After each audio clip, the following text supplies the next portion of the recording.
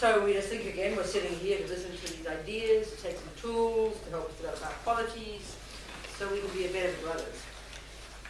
Fundamentally. More expansively think of it as a teacher. I must continue to work on my mind. I must become Buddha for the sake of taking it. And even if you don't have one feeling of kindness towards one sentient being right now, don't worry about it. Understand the logic of putting thoughts into your mind. Putting thoughts into your mind is sowing seeds. No thought goes astray. This is the very meaning of karma. Intentions sow seeds is karma. This is the actual technique for developing ourselves into whichever direction our mind takes us. And it's up to us. So we express this in our refuge prayer. The first two lines expressing our reliance on the Buddha, the Dhamma, and the Sangha, and the second two lines expressing this altruistic motivation for listening to these teachings, thinking about their meaning, discussing them, and so on.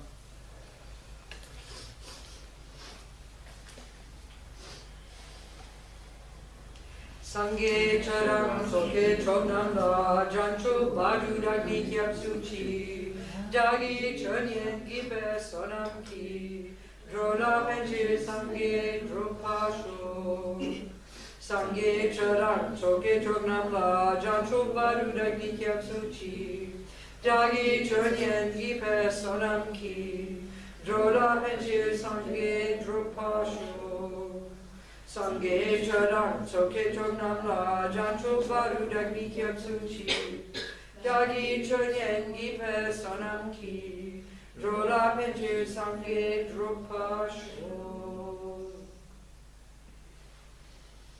So again, let's imagine we're on Vulture Peak, a little spot high up near Radgir, where Lord Buddha taught many of his teachings. And we're sitting there while Buddha's in meditation and he's channeling his teachings, his ideas, his words into the mouths of his disciples, Shariputra and Avalokitesvara, the 10th level Bodhisattva. So it's they who are speaking, but it's Buddha's words, Buddha's views that they're articulating. This is apparently one of the many ways that Buddha taught. And we imagine they're there, we're there, as we recite the Heart Sutra.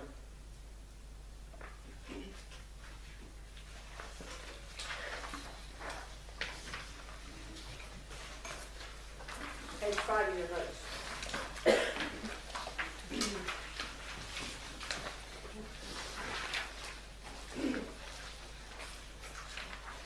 Thus did I hear at one time.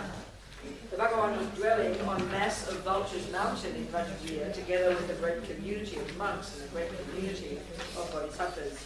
At that time, the Bhagavan was absorbed in the concentration on the categories of phenomena called profound perception. Also at that time, the Bodhisattva, Mahasattva, Arya, Avalokitesvara looked upon the very practice of the profound perfection of wisdom and beheld those 5 aggregates also as empty of inherent nature. Then through the power of the Buddha, the Venerable Shariputra said this to the Bodhisattva, Mahasattva, Arya, Avalokitesvara.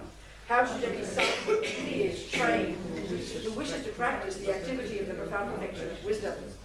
He said that, and the Bodhisattva Mahasattva, Arya Avalokitesvara, said this to the Venerable Shariputra.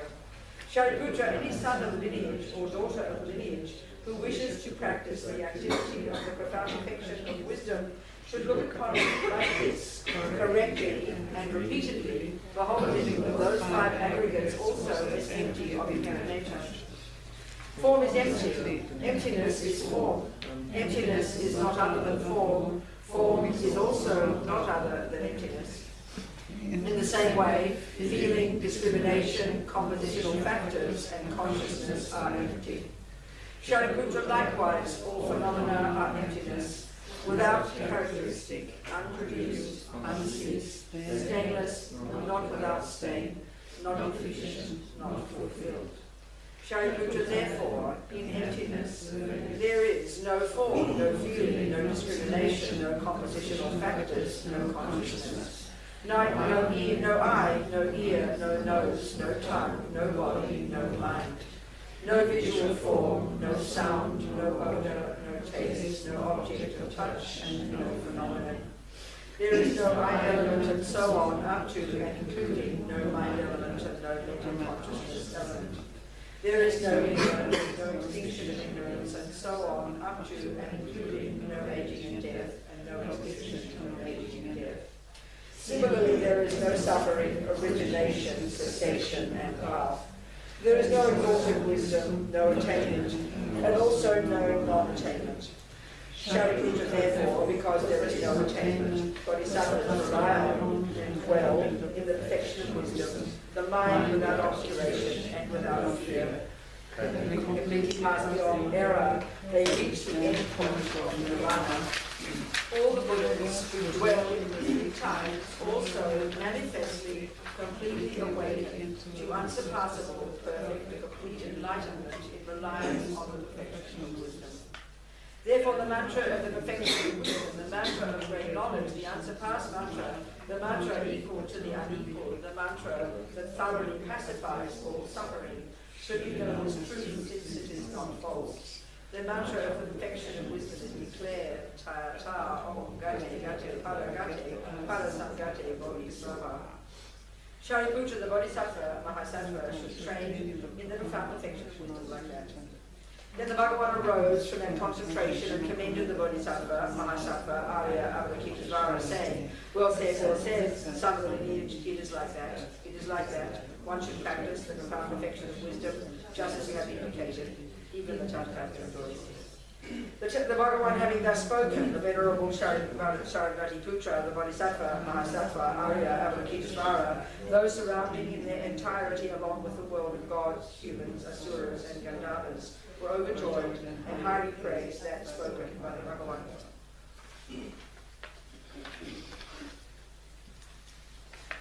Okay, so yesterday, as you know, we discussed this approach of the Buddha, this essential way that Buddha talks, which is, you know, the way of framing all of Buddha's teachings in the context of the way we don't see reality, how in our mental consciousness, among the three categories of states of mind, which is category called the negative states of mind, and all those states of mind are essentially disturbing, deeply disturbing neurotic emotions, and specifically and crucially, they are mistaken states of mind. They are misconceptions, they're liars, they're delusions, and they lead us up garden paths.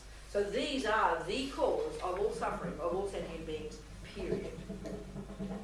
So we looked at these in general, you know, and of course the root delusion, the one that's called Mahripa in Tibetan, or in English, ignorance, or known colloquially as ego grasping, this primordial, deeply held misconception in the bones of our being that's so primordial that we don't even have a name for it in our ordinary life, in ordinary materialist psychology. And it's immensely hard to actually identify. It underpins all the other neuroses, and there's like this hierarchy of them, you know. The main voice of this neurotic sense of self is this craving, this bottomless pit of attachment to get what that neurotic self, that fantasy self wants every millisecond. And it's like frantic.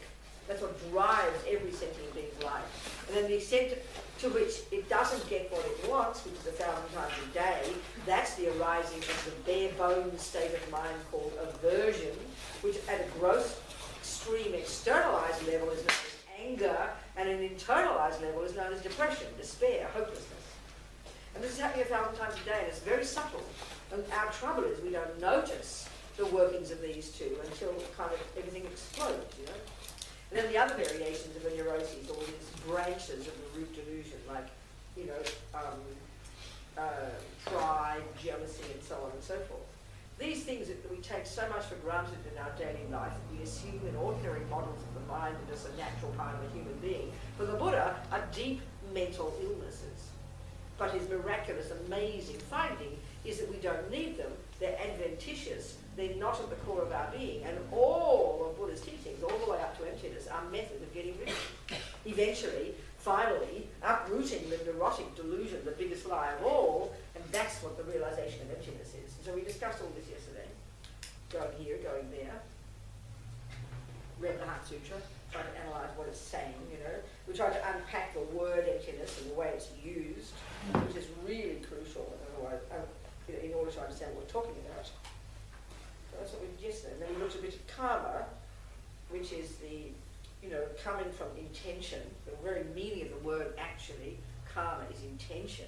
It's what the mind does millisecond by millisecond. And a little bit of the way the mind does things, intends to do things, motivated by this or that, which determines the seeds we plant in our mind, which determines whether we have suffering or happiness in the future. Because what goes on in our mind is the main cause of our happiness and suffering. This is Buddha's fundamental finding, fundamental point. So that's what we talked about yesterday. And we'll continue today. Did you have any questions last night? Were there any questions? Katya, you have some questions. Come on. You told me you had some questions. Speak them out. And we can go in different directions now. It's complete, but it said that holy enlightened beings are no longer producing any karma, even if they live among us humans. So how can that be explained? Well, we can explain it by understanding what virtue is and what non-virtue is, and how non-virtue is adventitious, and how virtue can determine what we do. So when a person has removed all delusions in their mind, so do you understand how that's possible? Can you hear the words? Yes. Okay, so then the question is, if there's a person like a Buddha who's removed all delusions and has no neuroses and has also the power to manifest their minds in billions of forms throughout billions of universes for the sake of billions of sentient beings, so what's the question? Given that that's what they are, that's what they're doing every second, so what's the question? That's what a Buddha is, right? Yeah. Let me just summarize again. A Buddha.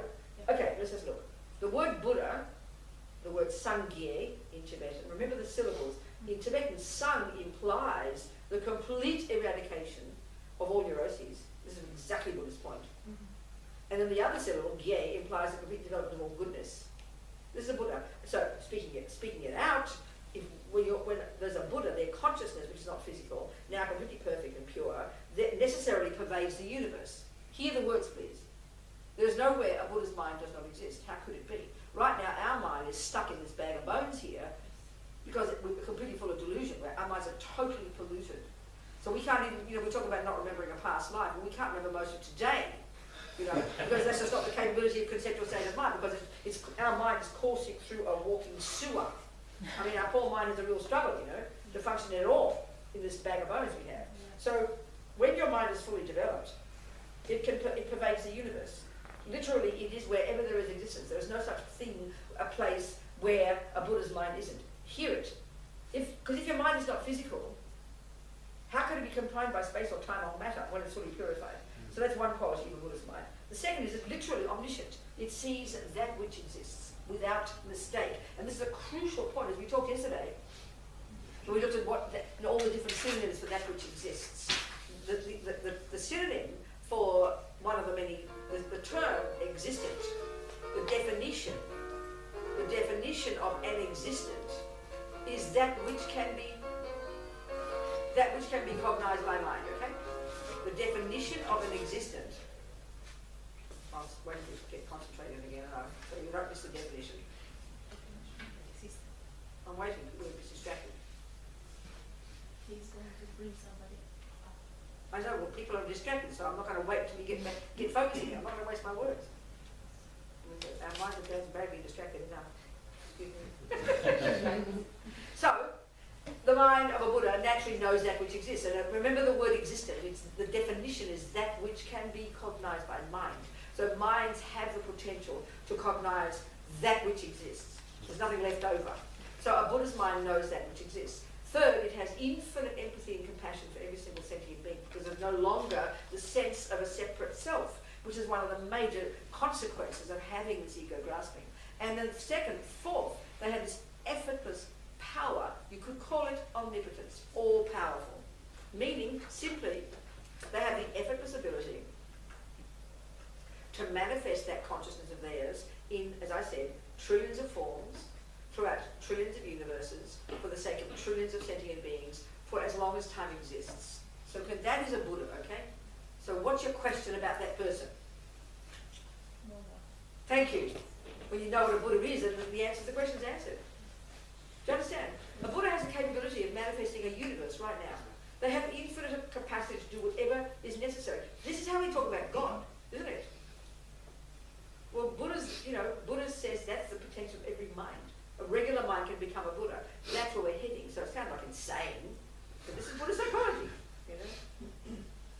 they're compelled by compassion. Listen, even the lowest level bodhisattva, and there are 10 stages of development before you get to Buddhahood, even the lowest level bodhisattva has the capacity to manifest their mind spontaneously and simultaneously in at least 100 forms. A dog here, an ant there, a rat there, a human there. Do you understand? The words aren't complicated. It's just that it's not how we normally think. That's all. And that we can become this. That's what's insane. To hear that that's God, we're happy with that because God's up there. But Buddha says this is the potential of all beings. So then that surely would answer the question, is it not? Right. Okay. But you had another question. Do you have one? About the realms. Yeah. Well, I have even more. Okay, go. Okay, sorry. Could you please explain the term non-duality? Who? Non-duality. Yeah, there's various levels of non-duality. The final non-duality is when you've achieved Buddhahood and there's no longer separate subject-object, no longer separate me-you. Non-duality is, I mean, yes, he puts it, we're dualistic right now, he calls it schizophrenic. Why not? It's me and you, and this and that, and up and down, and good and bad and extreme, the two extremes, all this, that's duality, So the more and more we get the two truths together, you could say it this way, we come to the middle way, the real middle way, real Majjhimika, the real meaning of middle way as an experience is the mind of a Buddha, when they finally removed all delusions, and there's no longer a sense of a separate self, no longer a sense of separateness between self and other, no longer subject, object, all these kind of words, which just seems, it's just conceptual to us. Do you understand? Yeah? And about those 6 realms. Okay, what's the question?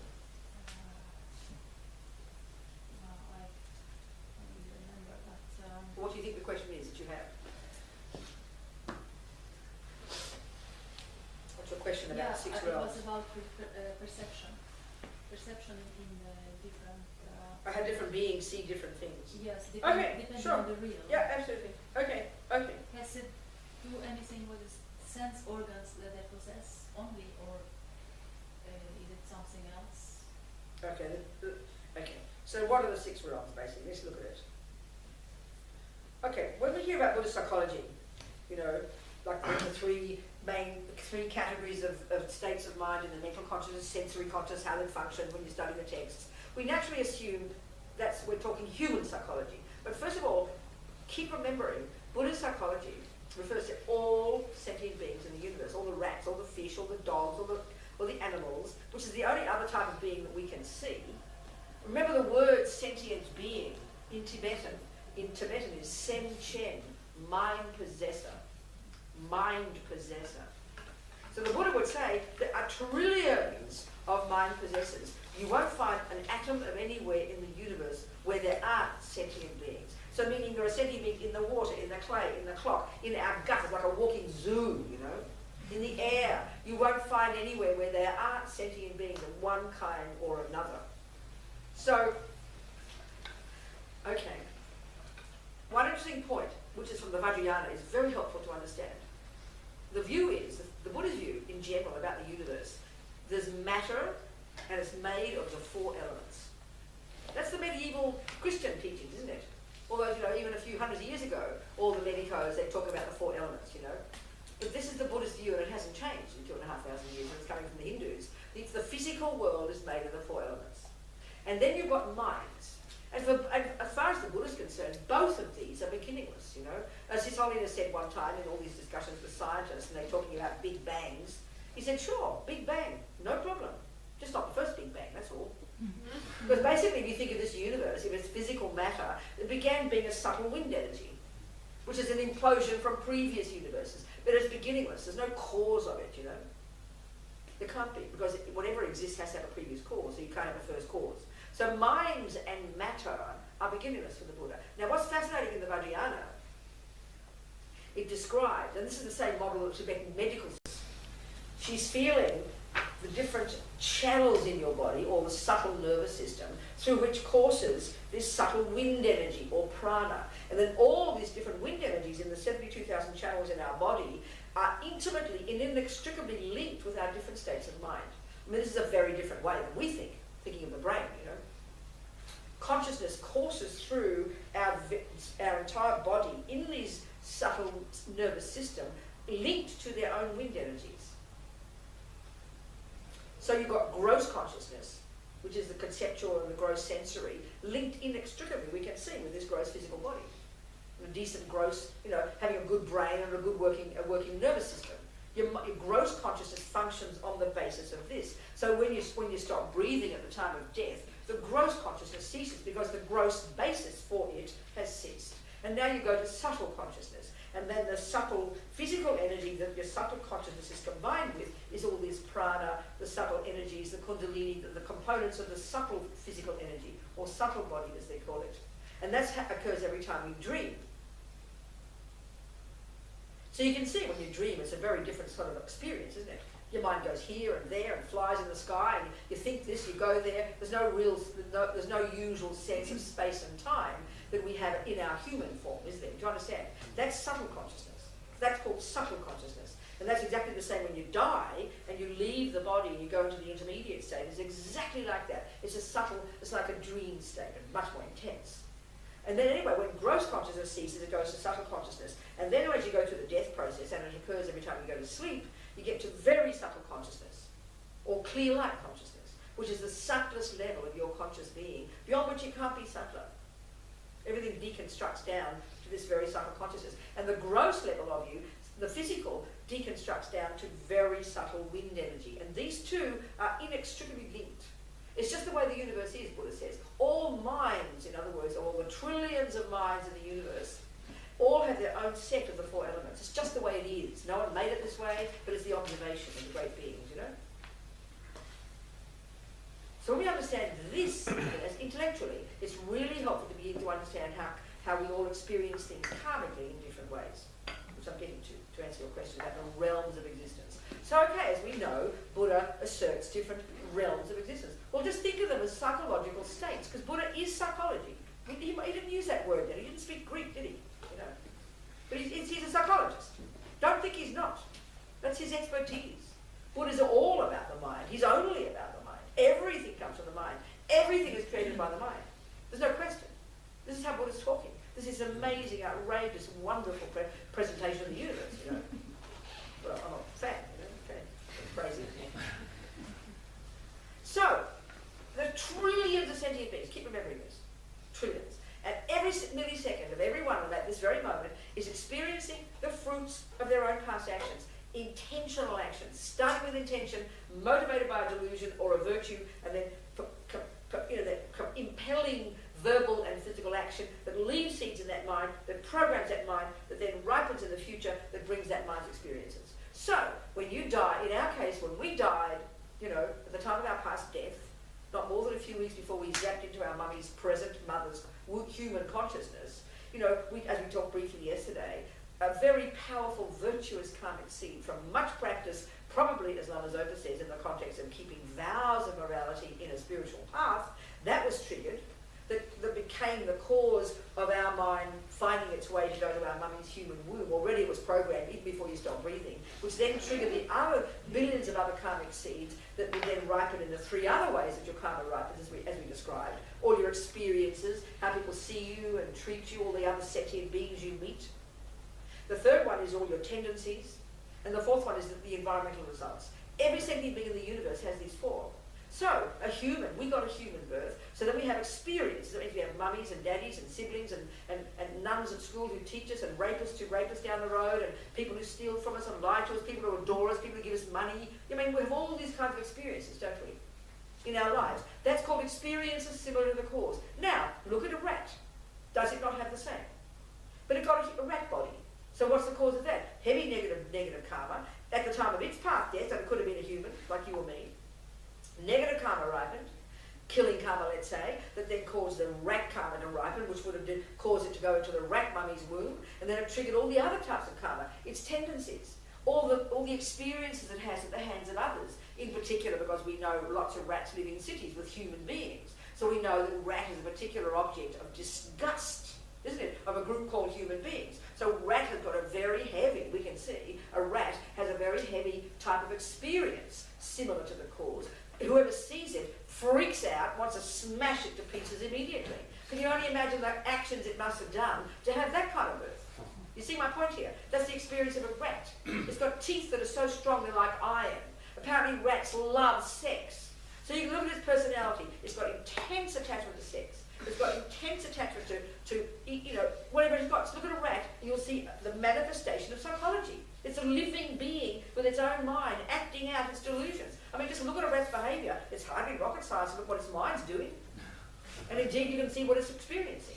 So imagine it's fear and paranoia, because he knows as soon as it sees a human being, it's going to get slaughtered. Because can you only imagine the mind of a poor rat, you know? I mean, Lamazopa said one time, even your cute little doggy woggy, which you're so attached to, you think is the most special thing. If you just, for a few moments, he said, could have a direct experience of the mind of that dog, you'd be so overwhelmed by the intensity of that suffering, you would never want to waste another second of his precious life and ever sleep again. It would be so shocking, the mental suffering. But who sees that when they see a dog? We just see a cute poodle, oh, they lovely, you know. We see a rat we find disgusting. We don't see their minds at all. The mental suffering is the one that's so stupendous, is what they say. Then a rat has connections with beings, doesn't it? Other beings, and has mummy rats and sister rats and brother rats and ones have sex with. And they have their enemies and their friends and their strangers. Look at friends, enemies and strangers. Every sentient being in the universe has them. So we look at the same thing. We have a certain type of rebirth, depending on good or bad karma. We have certain experiences at the hands of others, depending on good or bad karma. Like a poodle has got an idiot mind, it's born as an animal, as thick as a post, but it's got very good karma. It's got insurance policies and it has calves' livers for breakfast every day, and delicious clothing, and people adore it. It's got really good experiences similar to the cause, but what a tragic waste. You know? Idiot mind, ignorant, fearful, neurotic, attached. And then environmental karma, depending on the person. Rats have pretty disgusting environmental karma. There are some animals who live on shit and stinking food. You know, they wake there, I remember some of the toilets in Tibet somewhere, and these wild pigs love their hot shit, excuse me, like this, you know, waiting for the hot shit at the toilets. I mean, what kind of karma is that? I mean, every sentient being is experiencing the fruits of their past actions. They've got a certain kind of throwing karma, which is their big rebirth. They've got certain tendencies, they've got certain experiences at the hands of other beings, and they have certain environmental karma. Now you've got hell beings. What are they? Well, if you think of the all minds conjoined with physical elements, what's the fire element? Think about it. Fire element is called heat, right? Well, you know how they talk about hell is all heat, isn't it? Fire is the appearance of fire and the intensity of suffering. It's the karmic appearance for that sentient being. Every sentient being is experiencing things according to their karma and their mind now. And how, you know, even a person could be sitting in this room out of their brain, right? Completely hallucinating, seeing worms coming out of your eyes. They're living in some kind of self-created hell, isn't it? Even in a human form we can see. Every sentient being is doing this all the time. And some of them are literally in other spaces where you can't get an aeroplane. You don't fly to hell realms. You can't do that. I'll go to the hell realms, please, you know, first class ticket. No, it's a state of being. There could be beings right here. Even I remember one time a friend of mine, Jane, she was Lamazopa's secretary in India one time, and he had a glass. He called her in, and he had a glass, not a cup, a glass of chamomile tea. And he pointed to it, and he said, there is a hell being there. So Jane, being a regular person like you and me, oh, Rinpoche, it's just the chamomile, she said. And he repeated, there is a hell being in there. So they started to do prayers for the being. Now you think about this, he didn't explain it, if you extrapolate, if there's not an atom of space in the universe where there aren't sentient beings, if everywhere there are the four elements, there's nowhere where there aren't the four elements, and there are sentient beings who are conjoined with their own set of the four elements, and those four elements out there are the same as these four elements here, there's no difference. Do you see? Then this is the makeup of the universe. So what do you think a hell realm is? It's a fire element, and then sentient beings have got the karma and their minds conjoined with it. Why not? You know, chamomile tea is heat. So minds are conjoined with that heat and having mental suffering with their own karmic appearances. Like in a vision, like in a nightmare, you know? When you wake up from a nightmare, you can't point anywhere to those people that did those things to you in the nightmare, but you know it's a vivid experience. That's karmic appearances. Well, so is this external world, karmic appearances. Everybody's experiencing their own karmic appearances. Every sentient being, throughout all space. So then the spirits, what are they? Spirits, you know, the three root delusions, as we know, ignorance, attachment, and aversion. The three lower realms are manifestations of those three main delusions. So hell is the manifestation of intense, negative, harming, angry, rage energy. The spirits are intense attachment energy. So these stories about spirits, you know, billions of spirits all over the place around here. They possess people. You know, they like you and I have an intense bad relationship. Then I die. I will come and possess you and haunt you and harm you and brutalize you. I'll take over your body. You know, people who hear voices, they are spirits who are desperately suffering sentient beings. And their minds are conjoined with kind of wind energy, and they're thrown from pillar to post, have no sense of space and time, frantic, driven by craving and attachment. Driven by frantic craving and attachment. Then you've got the animals, we can see some of them. This is samsara. Then you've got the gods. Christians talk about heaven. Muslims talk about heaven. They're subtle beings who, due to virtue, whose minds are conjoined with subtle light energy. So their minds are super, super, super blissful. Long, long time their life lives as a result of enormous virtue. But they haven't realised emptiness yet, so eventually they, you know, tip down the toilet again when it's all over, and they go back to the hell realms, because they haven't realised emptiness. This is samsara, what he says. He's meaning it literally. But I find it really helpful to understand this thing of the four elements. Do you understand? I remember Lama's, because in Tantra they teach us, Lama's open said in the Kala Chakra Tantra, there are these detailed explanations of the intimate relationships between the internal and external energies. Internal is minds, external is the elements. So, as he said, over time, the mind, you know, intention, delusions, anger, this, because your mind is conjoined with your subtle wind, with your wind energies, when your mind is deluded and angry and neurotic, this pollutes your wind energies, of course, because they're completely interconnected. So then eventually, karmically, that causes you to get born with a sick body. And then in turn, karmically, over time, that impacts upon the external elements, which is what causes volcanoes and pollution. It's all caused by sentient beings, you know, actions. So, you know, the Christians say God made it.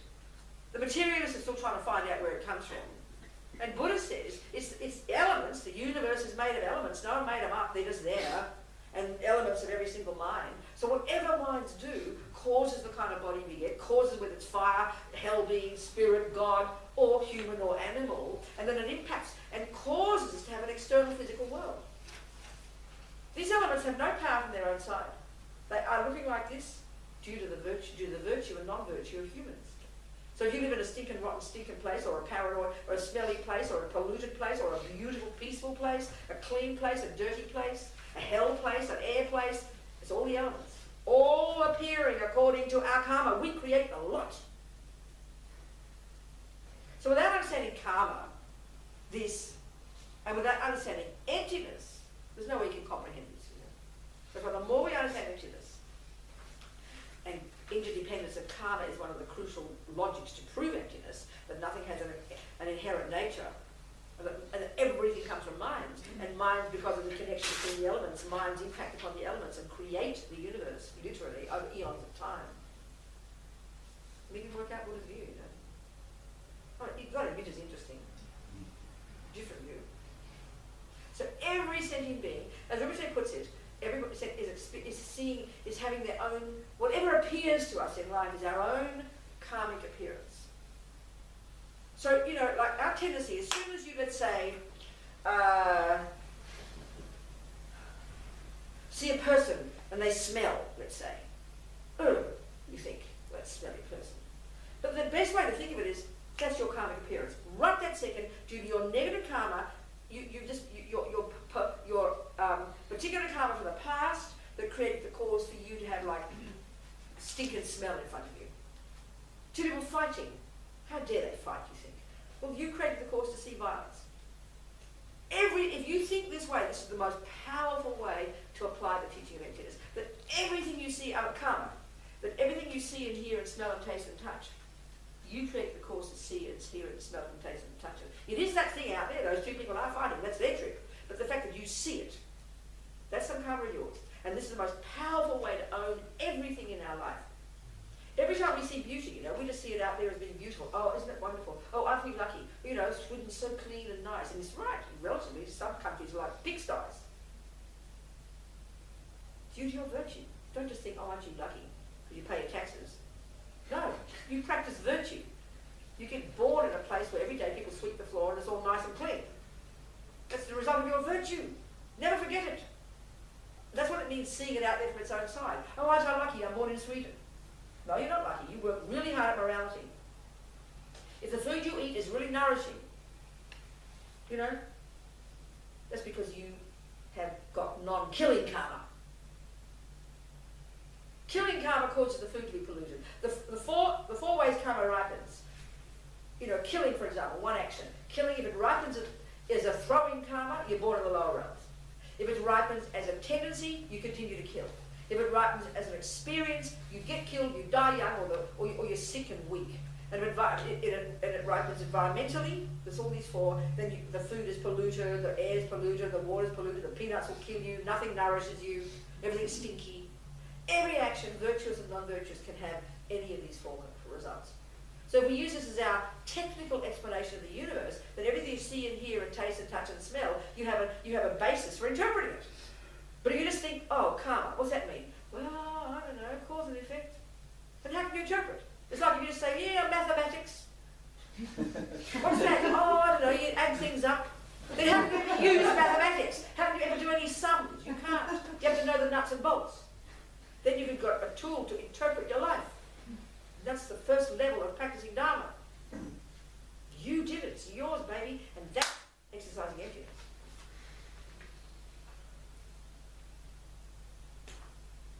Got to remember that's all. You forget. Because we're sucked into believing the appearances existing out there on their own side. That's what ignorance causes. Yeah. I mean, there was a time on Earth that there was... Sorry, I couldn't hear you. That there was a time on Earth Yeah. that there was no sentient being. No, there were no human beings or no animals. Billions of sentient beings, we just couldn't see them. But this planet is just is like nothing. There's been eons of universes. Time is beginningless. Universes are beginningless. The planet is just the latest, a few thousand years, a few billion or whatever. Big deal. In fact, Buddha says, you know, a few eons, they say we're in a very degenerate time now, okay? And what they mean by that is literally this. A few eons ago, when do they think humans started on this planet? What do all the scientists say? 3.5 million. What about, you know, when they talk about the missing link business? When is all that about? When they were kind of bent over looking like animals. This is what's interesting point, I'm getting to it. The Buddha's view of what a human is referring to the virtues. Only to the virtues. They're human qualities. Wanting sex, drugs, rock and roll, food, they're animal actions. They're animal tendencies. So so then what humans would say is a human, you know, the bloke bent over, looking really ignorant, bashing his wife, you know, before the missing link business, that's not a human. A human is a person who's got virtue and intelligence. So when do you think people were being virtuous and intelligent? Not that very far along, isn't it? Not long ago. A few thousand years maybe. Are you seeing what I'm saying here? I'm just using the Buddha's understanding. The Buddha's view of what a human is access to virtue and intelligence. You with me? So it's not the same way we're talking in the West. You know, going from the animal because we're convinced we came from these animals, because that's what we can see. We can look at the shapes, you know. But the Buddha's, I'm just extrapolating now. So okay, the Buddha's view, before humans, and I'm talking the Buddha's view of a human with intelligence and virtue, was on this planet. Before that, a human birth, we had subtle light bodies. We were like God realm beings. We had subtle light bodies. We if we were human then. Your mind was conjoined with subtle light energy, and a human birth lasted a long, long time. You can get enlightened very easily. So whenever they talk about degenerate times, or whenever you read in the Tantric teachings, and we can get enlightened in one brief lifetime of this time, they're referring to, comparing with when you could have been a human 1,000 years, you know, in the subtle light body, where there was no gross delusions at all, because there was no gross body, therefore no gross attachment, therefore no gross anger. I mean, this is science fiction for us. This is the Buddha's teaching. So over eons of time, we began to get degenerate. Attachment began to grow, which polluted the wind energies, which literally, karmically, like in an evolutionary sense, created holes. Now look at us, born on a planet, looking like a bunch of apes. It's a degenerate time. Do you understand? We actually are animals, virtually. We've got all the animal actions. We've got holes to feed all day, you know, sex and food and drugs, and therefore the killing and the harming and the lying. They are animal actions. They're not human actions, according to Buddhist psychology. So we can see how degenerate times are if we take that as our model, you know. So therefore, this human planet is like nothing, just a blip in the ocean of time. And we're going to get more degenerate. Apparently we're going downhill fast, according to this view, Buddha's view. What about evolution then? What about evolution? How does it fit with this view, you mean? I'm sort of explaining it. Okay. Evolution means this lizard gave rise to that lizard, and then by behaviour it turned into that shaped lizard. Is that right? That's evolution, isn't it? So that's fine. That's perfectly reasonable. So let's just think of the lizards. Over eons of time, the thousands of years, the lizards gradually changed and evolved adapted to their conditions. Is that right? That would be perfectly reasonable. But think we only in the West we think the lizard body is the person, but the lizard is just the house of a mind that goes to it. So think of all these houses out there: lizard house, and a human house, a dog house, an ant house, and then according to the karma you have, you will zap into one of those houses. So naturally, your mummies and daddies of the previous lizards have very kindly adjusted the lizard house to adjust to conditions. So you join the lizard houses for a while until you get born in the hells again, and then you get born in the humans again. We keep changing houses. So the evolution in the physical, in the scientific world, is just the changing of those external houses, done by the minds that occupy them. But the Buddha's view of evolution is not about minds at all, because one life I'm in the hell realms, next life I'm in the human realm. There's no evolution there from the point of view of the mind. So Buddha tracks the minds, not the bodies. You see what I'm saying? Try to think about it. Yeah. So when did we start to go downhill, Well, according to it's Buddhism? endless. For the Buddha, it's kind of endless. We're going up and down a billion eons. Up and down. Up and down. We're But- up and but down this like downhill. yo-yos. Since beginningless time, we've been going up and down like yo-yos. Because of bad karma. Because of Because karma. of, yeah, you know, so in other words, a person, we can see in one life you go up and down 1,000 Yeah. times. Sometimes good, sometimes bad. In one person's lives, hell realms for a while, then animals, and then humans. But we're talking here in terms of the universe, up and down as well. It's got its own up and downs, depending on how strong delusions are. So at the time, they say we're in a very degenerate time right now. But then eons before that. I mean, this is where it seems so cosmic to us, because this is not the way we think in the world. This is not the history we study. This is not the science we study. This is not the geography we study. You know? And even when you hear His Holiness talking, and talking to all the scientists, he never discusses all this. Why would he? He's only discussing this planet, because this is the way the scientists think. So he's joining the world, you know, and talking, using, I mean, I think he's very skillful. Bringing the Buddha's views of the universe, but just to this universe. I mean, he doesn't teach the hell realms to the scientists. He might talk individually about them. But this is the Buddha's view. It's all there. So it's been eons. Times are beginningless. This is the thing. We're so obsessed and utterly believing as a scientific truth in the view that everything had a beginning. It's actually incredibly fascinating. We should think that. And it's like it seems insane and bizarre to think that there's no beginning. I mean, it's like our minds completely want to explode when we hear this. But you've got to ask the question, why are we surprised? It's because we believe so strongly in the opposite, which is the grasping of things as permanent. So that view is what's created the concept of God, who is beginningless. God has no beginning. That we can accept. So in other words, we do understand beginninglessness, but we reify it as something special and holy. So God has got that. But Buddha says everything's beginningless, you know, something special. And why is everything beginningless? Very simple. It's not a complicated concept to describe the logic of it. The logic of it is the simple law of cause and effect. That if you point to anything in the universe at this second, anything we know, including a thought, we know it is the result of a previous cause. Don't we? Do we accept that? Well, please try and point to something that didn't have a previous cause. And if you can't, that means nothing can begin. Because no matter how far back you go with your consciousness, you keep saying, well, that second of my consciousness, you get back to conception in your mummy's womb. You know, where did that come from? Well, it has to be in a previous moment of that consciousness. And then you go back a few billion years. Well, maybe I began then. No, because if my consciousness existed at that second, it must have come from a previous moment of that consciousness. And you go back a few trillion more years. Literally. You can never come to a point where you say, there's the beginning. It's a contradiction. It's an insanity if you posit cause and effect. Emotionally, it's ridiculous. But intellectually, it's clear. But it's insane. Because the first thing we say is, what do you mean? How come we don't remember it? You know, like I said, we don't remember most of today. Forget a past life. Come on. Because conceptuality doesn't have a capacity. Because a mad view, you think of Buddha's view, it's outrageous. It's very delicious, you have to admit. Anyway, food for thought. All you can do is think about it. Does that answer your question? Katja? Does it answer your question? Yes, it is. Thank you. Any more? Anybody else have questions? Since we talked yesterday, this is a discussion yesterday. That's okay, maybe never mind. So let's go, I think I want to go more into karma and morality and vows and purification. Okay? Because if, according to Buddha, all suffering comes from delusions, and then delusions, the neurotic states of mind, cause harmful behaviour, and that is what causes suffering in the end, is karma and delusions, the second noble truth.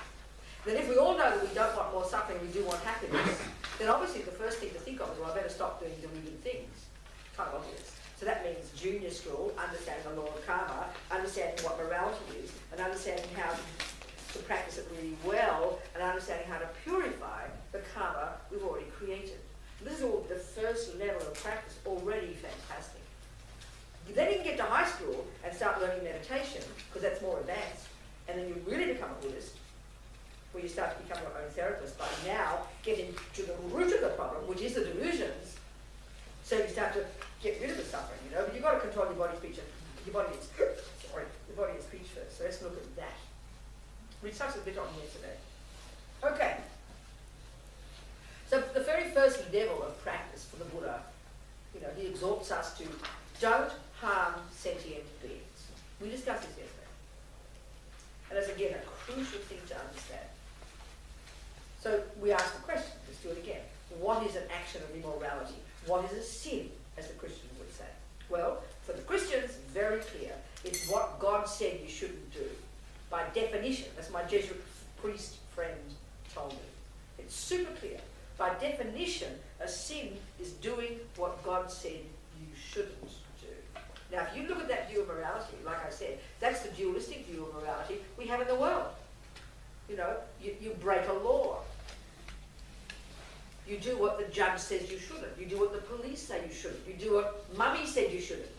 That's when you're a naughty girl. And then when you do a naughty thing, you want to hide it because you don't want to get caught. Oh, I got away with it, we think. Because we think of it as a dualistic, imposed thing coming from on high somewhere. That's why we have all this guilt and misery and self-hate. It's completely irrational. The Buddha says morality, and therefore immorality, is a natural law. No one made it up. It's a natural law. Like I said, you do some research in this room, you're going to deduce pretty quickly that nobody likes getting killed, cheated on, lied to. So we can deduce that's why killing and lying and stealing are negative actions. Not because Buddha says so. It's an incredibly important point to get. It's the point. It's a natural law. So, it's also a natural law, Buddha says, that therefore, when I kill, and I lie, and I steal, and I'm generous, and I'm loving, first and foremost, I get the consequences of that. It's just natural. So that's what we tried to unpack yesterday, the various conditions that have to be in place when we do an action.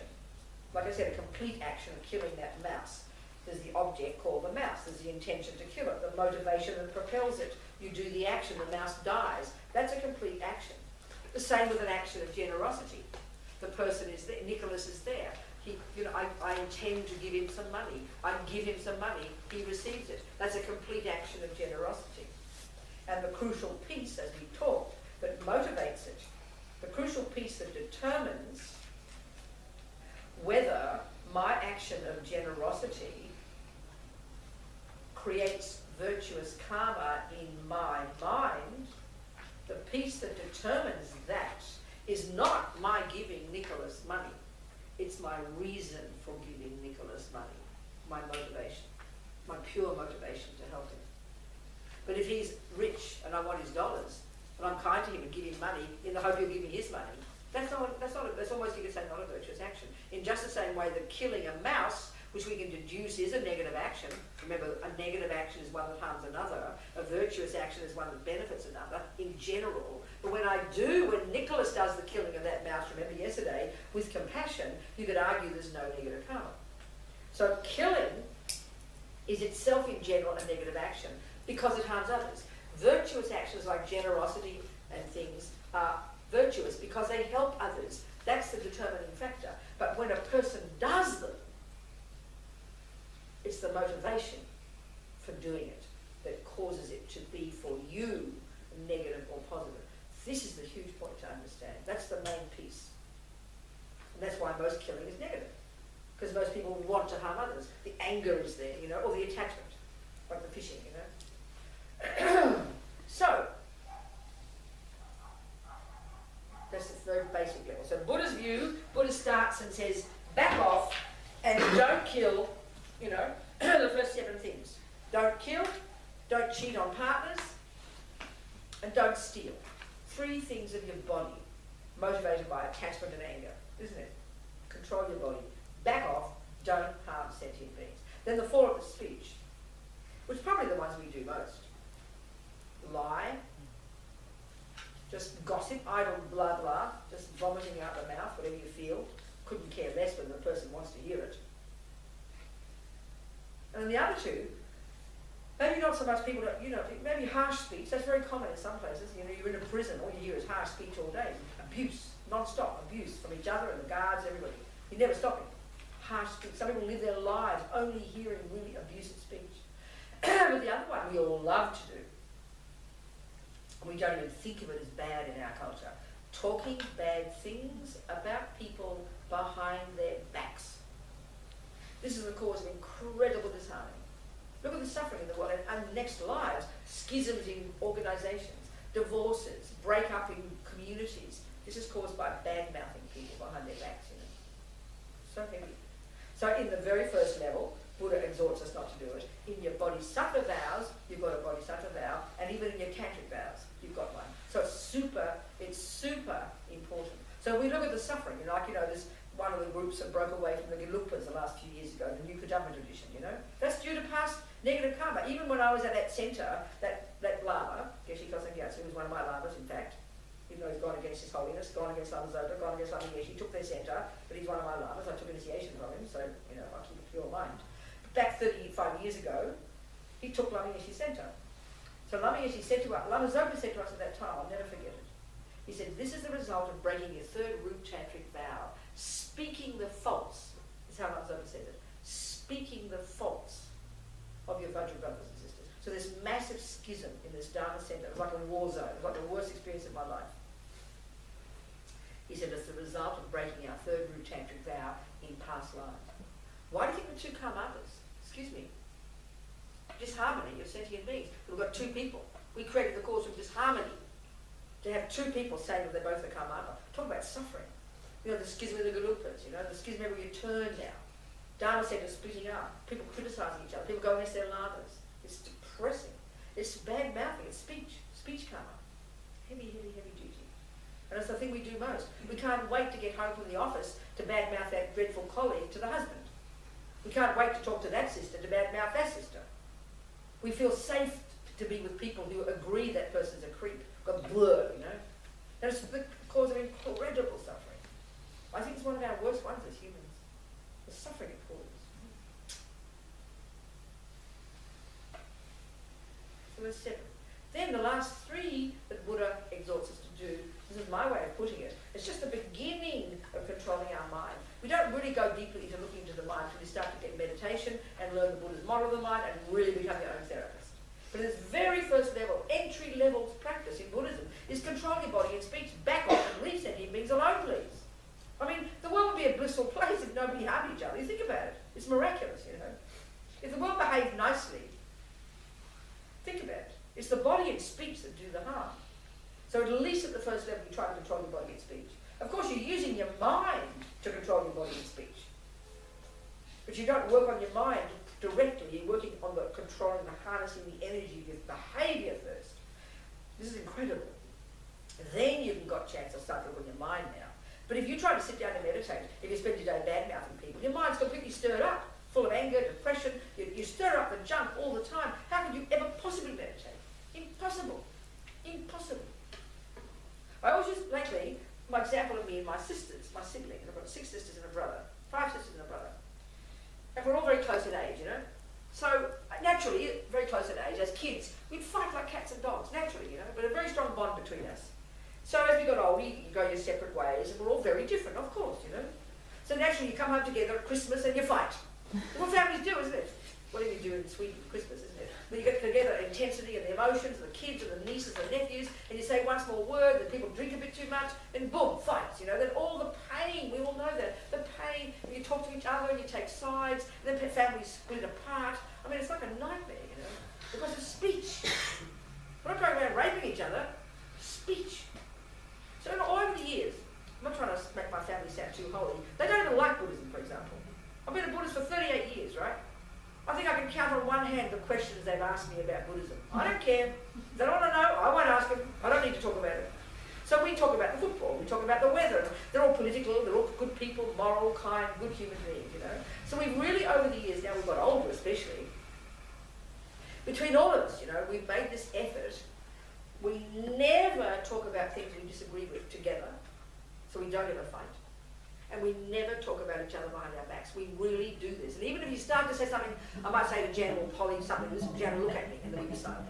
So there's no disharmony. And the feeling between us is so sweet, because we control our speech. Are you hearing me, people? Yeah. It's so powerful. And when we think of spiritual practice, we don't think of controlling our speech. We think, oh, I want to meditate.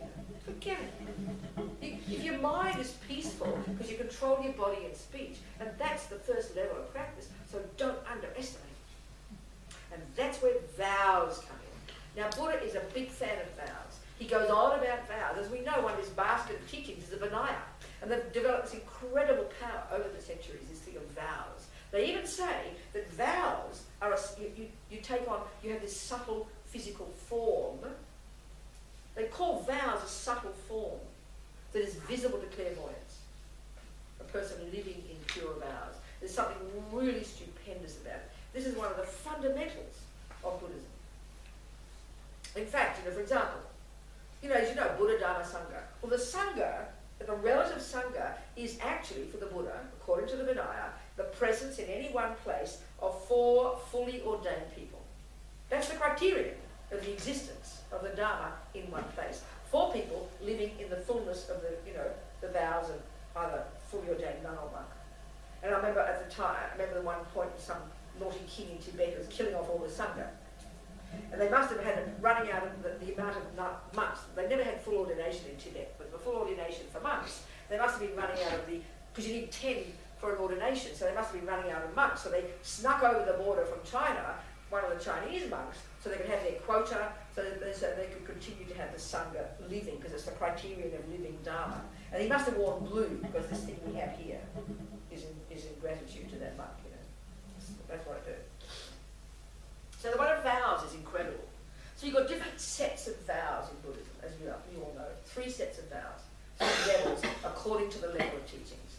So the very first level is this level we're describing here, junior school level, entry level. And they're called the pratimoksha vows, or the vows of individual liberation, which means they're the vows of the Hinayana part of the path. They're the vows that are all about backing off and not harming sentient beings. There's no wiggle room. You just don't kill, don't lie, don't jump on the wrong partner, don't this, don't that. And there's different sets of them, The monks and nuns' vows are those vows. The 5 lay vows, when you take refuge and formally take vows for the first time, that lay people live in, the 5 vows, this is pratimoksha. And there's very practical reasons why they're unbelievably powerful. I remember what I was saying one time, that you could have a person doing masses of practice,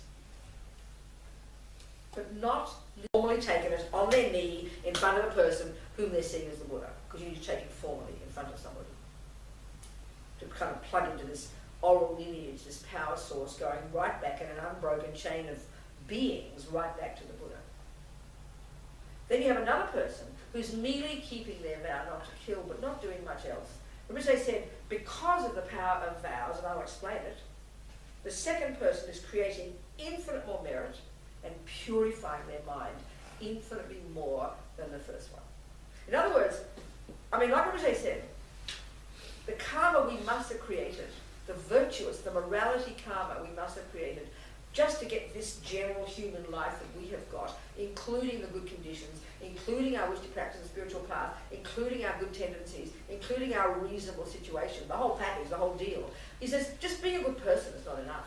There's just not enough power in being a nice person. It has to have been the karma that we created in the context of a spiritual path and in the context of keeping vows and morality. And the logical reason is said to be this, why vows are so powerful, or why refraining from non-virtue has infinite more power karmically when it's done in the context of keeping vows rather than just not killing. So let's have an example. Like here we are sitting in this room right now, and we're probably not killing, right? So, okay, but is there an intention in our mind, I will not kill? At this moment, there's no intention in our mind, I will not kill. Why not? Because there's no sentient being there to kill, is there? So if a mouse crosses over our path, we have the option then to go, oh, better not kill it. Then at that moment, you think, I must not kill the mouse. That's a thought. Would you agree that's a thought? Would you agree that's an intention? And intention is karma, remember? So if you can kill without intention and it not be a negative karma, then equally, here we are sitting not killing, but there's no intention to not kill, so there is no karma being created. So we're sitting here resting on our laurels, basically. From being good in the past, we're living in a place right now in Sweden, you know, no one's harming us, no one's shouting, the bombs aren't coming, the house isn't falling down, we're not dying of cancer, the husband isn't raping us. Are you sort of seeing what I'm saying? Think of some people's lives right now. Torture. How come we're sitting here so pleasant and so nice because we think we're such intelligent people? No, it's the fruit of your incredible past virtue, living in vows in the past of non-harming, that we're now resting on our laurels and getting the result of living in a nice little room in Sweden, listening to Buddha's teachings and no one harming us. You can't hear me? But we don't think that. We think, oh, I'm not special, I'm a nice person, I'm not killing. Well, being nice isn't enough. You're not creating any virtue by not killing. The mice and the rats are very happy. They're having a party because you leave them in peace. But we're not creating any virtue because there's no intention not to kill. Can you hear the point? So now, as Rinpoche says, as the Buddha says, why he loves his vows, as soon as you've taken the vow not to kill, and you've taken on this subtle form,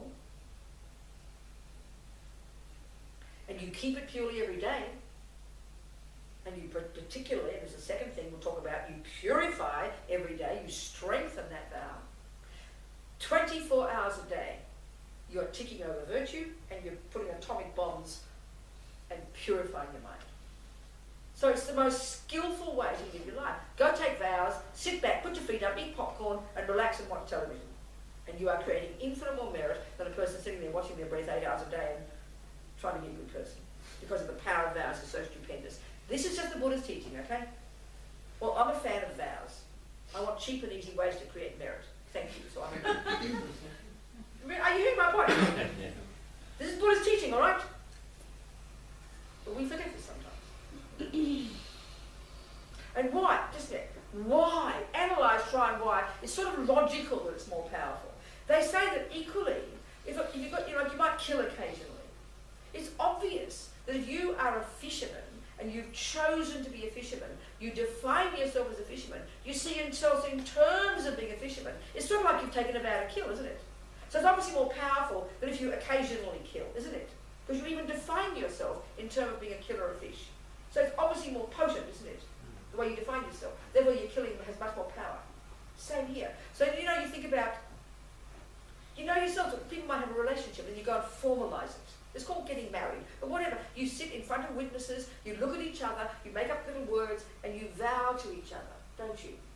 You'll be respectful, you'll be kind, you'll be this, you won't cheat. That has some power, I think. It's that two people intentionally agree, like writing a contract. That has more power than just merely being nice. So when you want to go on a diet, when you can say for 27 years, oh, I should lose weight. But when you say, I will lose weight, guess what will happen? You'll lose weight. And it protects your mind. Every time you look at the food, you remember your vow. So vows are obvious. It's a very powerful level of intention. And this is what Buddhist teachings say. They have this subtle physical form that is visible to clairvoyance when you're living in morality. Living in morality, in vows of morality. Bodhisattva vows, they say we take them from life to life. We take them from life to life. It's so intense, so powerful. Just taking vows. But I've got a feeling we forget sometimes. We don't think of it like this. We don't analyse it this way. We don't even know what a vow is. We just kind of think it's something that someone's squashing on us, you know. Oh, I don't need vows. What the Buddhist teachings, we're crazy not to have vows. It's an easy way to constantly purify your mind and put deep, kind of dig the groove of virtue, which is what we're trying to do, being Buddhists. Did you have a question? Was that a question? Yes. My question is regarding karma and indirect actions. So, when I think about eating animals, I'm not really killing it myself, so I don't have the intention, now I will kill it, and then I eat it. But I'm still supporting somehow I understand. killing. How So can I? I understand. So let's analyse it, shall we? A little bit more, please. Look at it, because it's very nuanced. There's a lot of conditions involved. So let's analyse it from different perspectives, okay? So in general, like we tried to analyse yesterday, you know, the discussion about the killing. And you said, oh well, you know, but what about if but surely they're creating the karma of being careless. That's true, but we're looking at one action called of killing. So here, right there. So we're doing actions all the time. Remember, actions are intentional actions. So then you've got a lamb chop on your plate.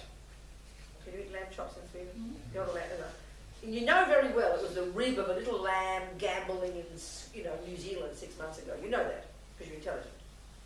So right there, first of all, what's the name of the action you're about to do?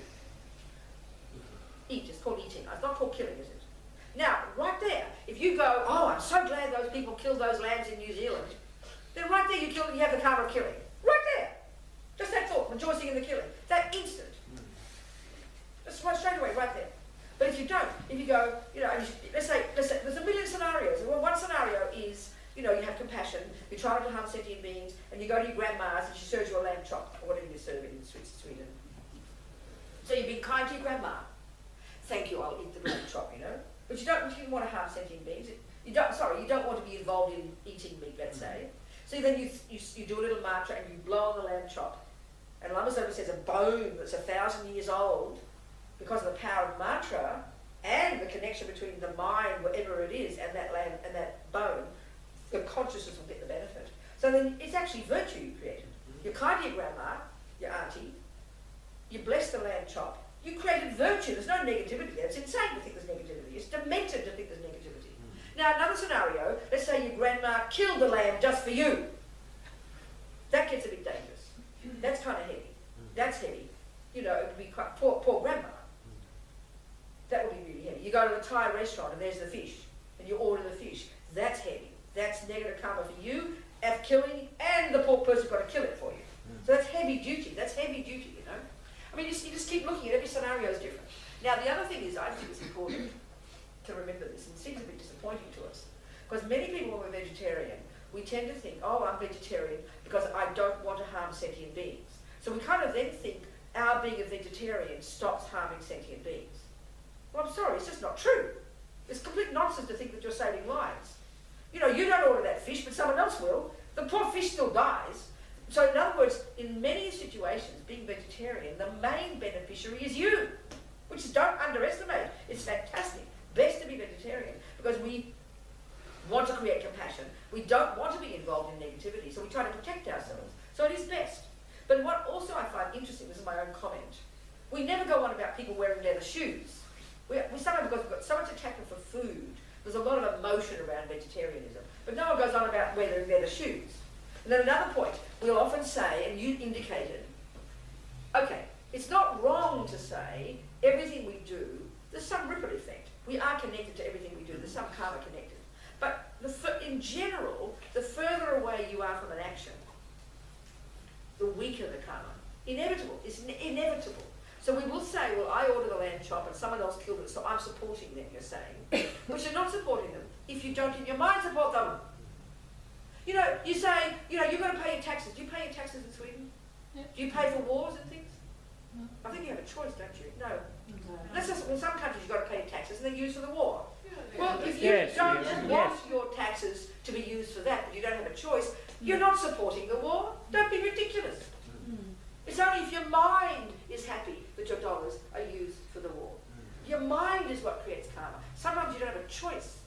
You know, Geshe Soka said in the Lam Rim, even if you are forced to kill someone else and you don't want to, you don't create the negative karma, the real negative, complete negative karma killing. So the mind has got so much to do with it. But the other one is too, this one, that, you know,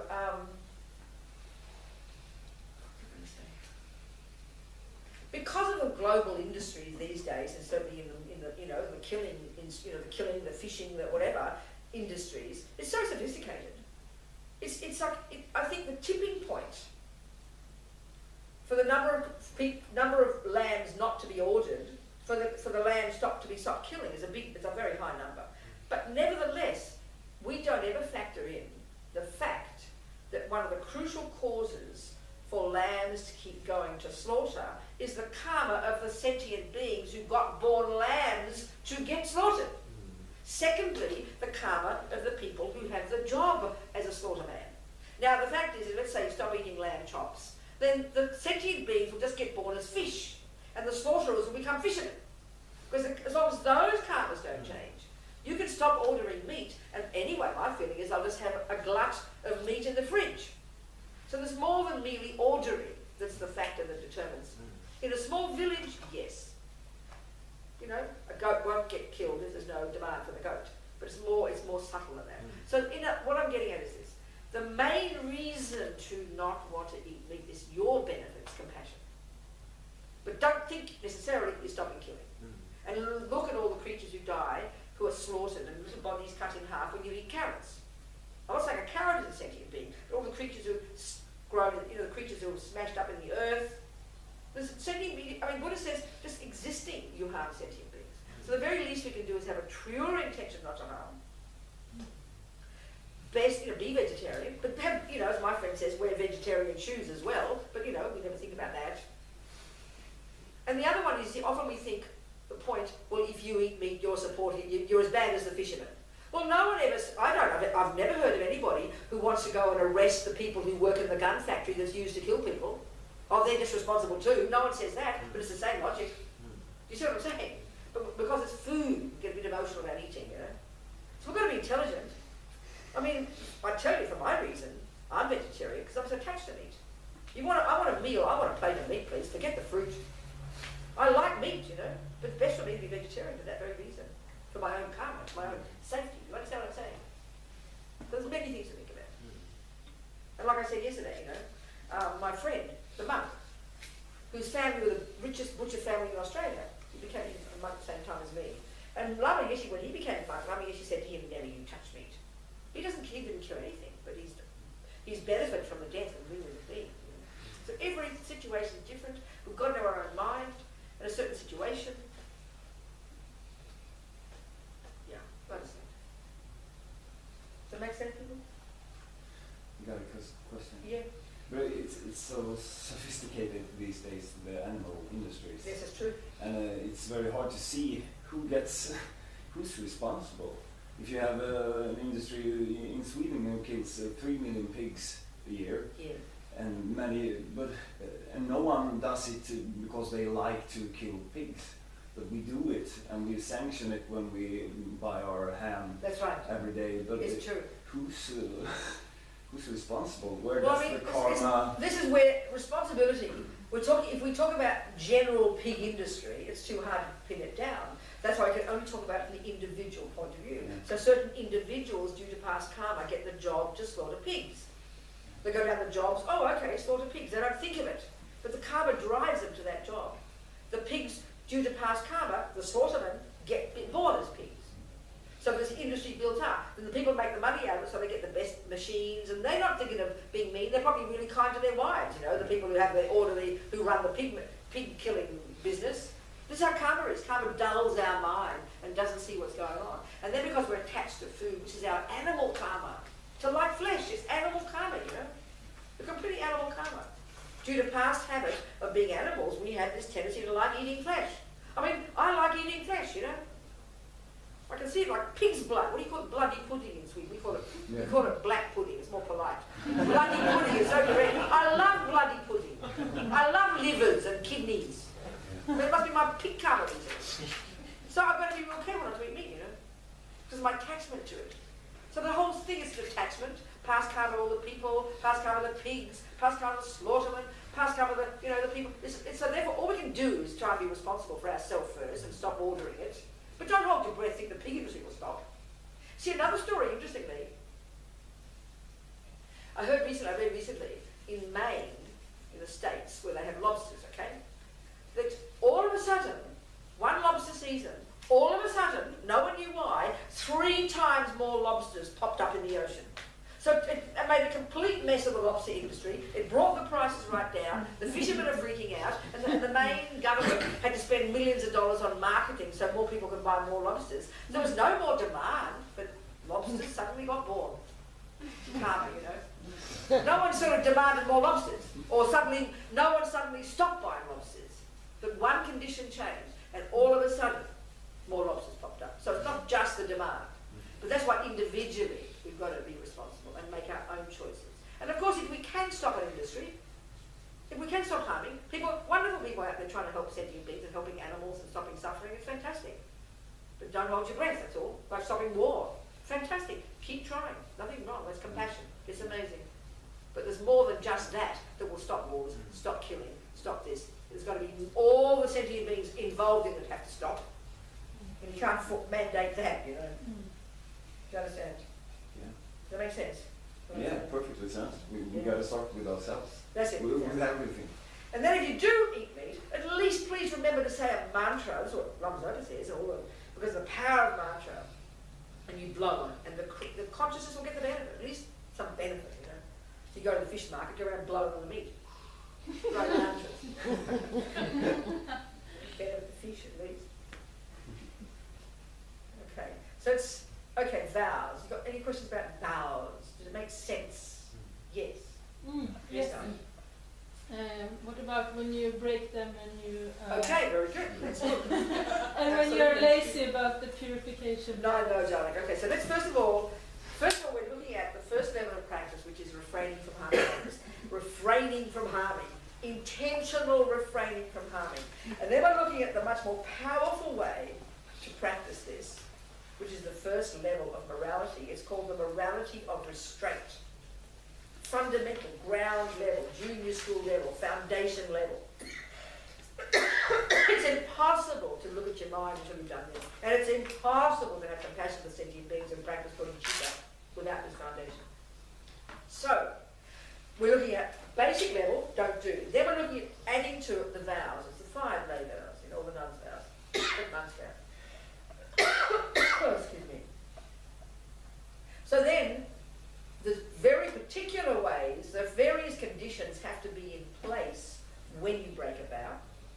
And equally, and then having vows, it's so unbelievably necessary to then do the purification practice every day. In fact, in general, as Lama's says, we are insane not to do the 4 opponent powers every day. And the more we understand karma, which means every millisecond of our mind is doing something, the more we understand that we're lugging from countless past lives back vaults of trillions of negative seeds that never go astray, are waiting for the conditions to ripen in our suffering, and we take this on board, then we're completely demented not to do purification every day. So in other words, it's not enough just to not harm. It's not even enough just to live in vows, because that protects you from doing more negative karma. You've got to get ahead of the game and take care of the karma you've already created. And that's what the vows are. That's what the purification is. So if you've got this one of living in vows and doing purification every day, I tell you, you have an impeccable, brilliant practice. Anything else is a bonus. But so often we get so confused about our spiritual practice. We know we've taken refuge and we've got commitments. We know we've taken vows and we've got a certain vow. But then we go and watch our breath every day and think we're trying to be holy and wonder why we can't get ahead of the game. You completely took the practice down the toilet. Do the things you're committed to first. Keep your vows. Anything else is a bonus. This is so important. We were just talking about this before, because people take bodhisattva vows, they take tantric vows. People have no idea what we're doing, So I go around this, I don't know what to do, I do this practice and I should, and I don't do this. So I put together books for those who've taken refuge and lay vows, for those who've taken bodhisattva vows, and those who've taken tantric vows. In fact, many people don't even know they've taken tantric vows. Because even the lamas don't even tell us sometimes. But then they tell us we're going to go to the Vajra hells and we break them. We don't know what they are, you know. Anyway, lovely. So, in order, you know, to break a vow, okay, let me get exact here. Anybody who wants me to send you these documents, you're very welcome. You've got highest yoga tantra initiations. Whether you're Kagyu Nyingma, I don't care, you know, we've all got the same vows, and many people don't even know it. I'm not being rude here, but a Nyingma friend of mine in Canada, he insisted. It's different for us, he says, we don't have tantric vows. It's just not true. It's exactly the same in all the traditions. But unfortunately, the traditions are they're presented differently. People often go, oh, I took the Bodhisattva vow. What was that? Oh, I don't know. They don't realise they've got 18 root vows and 46 secondary vows. They don't even know. They call it singular. We just got to know, you know.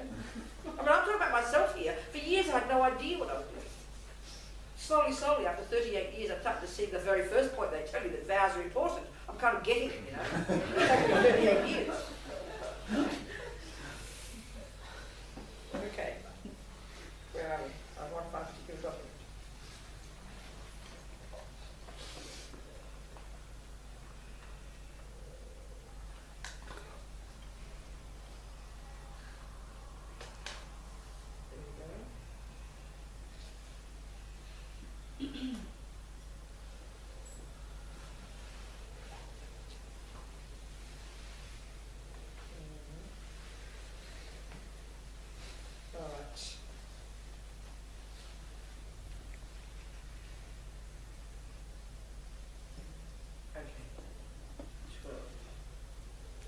So when you take refuge, the first one, you have various commitments. You commit to taking refuge 3 times in the morning and 3 times at night. You commit to making offerings to the 3 jewels, which is why it's good to do water bottle offerings. You commit to offer the first mouthful of your food to the 3 jewels. You commit to try to love sentient beings, want them to be happy. You commit to try and study a bit of the Dharma every day. You're committing to this. You're like signing a contract and shaking hands on it. So you've got to know you're committed. A commitment is a promise to do something, and a vow is a promise not to do something. There's a difference. Then you've got commitment in relation to the Buddha, to have respect for all the images that represent the Buddha. You have commitment in relation to Dharma, to respect the written words, the CDs, the DVDs, the MP3 players, the words of the Dharma. And you have a commitment to respect all Sangha, because they're the living embodiment of the 3 jewels in one place. The Dharma in one place. So these commitments. Then the next level is you take the vows. 5 lay vows, or any one of those vows. So the 5 lay vows are killing, and you break in a major way if you kill a human being, and if you do that, you've got to take the vow, you break them at the root, they say, and then you've got to take the vows again in front of somebody. You kill in a minor way if you kill other sentient beings. But in order to break a vow, it's got to be intentional. You've got to know it's a vow, you've got to not care, but no conscience about it, and no interest in purifying it. So it's quite heavy to break a vow. Very often we just get lazy and get them weak because we don't purify at the end of every day, and therefore we don't reiterate our commitment. Then it becomes weak, you know. So you've got to. It's sort of like saying, well, I sort of played piano 20 years ago, like as if you're still I'm a musician. You're not unless you play every day. So if I took refuge 20 years ago, who cares? You're not practicing every day, you know. It's just going to disappear. So if you steal in a major way, it's taking something of value to the person. You break at the root. You steal in a minor way, taking anything that hasn't been given to you. Lamazova calls it taking the ungiven. It's very direct. Engaging in sexual misconduct actually is very strict reading in all the texts, but the way that I certainly would give it if I give, because I've been given permission from my lamas to give, is taking it as the main one of cheating on a partner. Taking someone else's partner or cheating on your own. You tell a major lie and break at the root if you lie about your spiritual attainments. So it's best to be quiet, you don't have any anyway. And then you break it in a minor way if you say any lie to deceive people, you know. And then the last one is intoxicants. The normal traditional way to give it is you don't take any intoxicants, and just by having it you break it. And it's not a major break, it's a minor one. Well, it's whatever. But anyway, so they're the 5 lay vows. So, right. Losing the vows.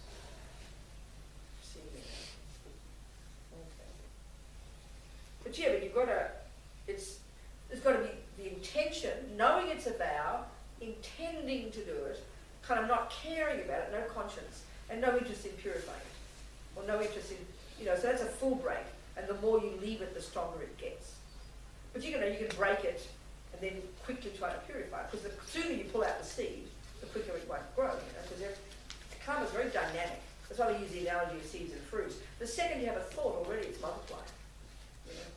Already it's energy expands.